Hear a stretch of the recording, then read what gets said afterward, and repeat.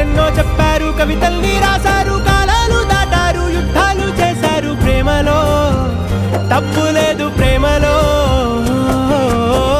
వేల వేల వెన్నెలంత నీదవాలి వెలుగునంత, మోయమంటే నేను ఎంత రే.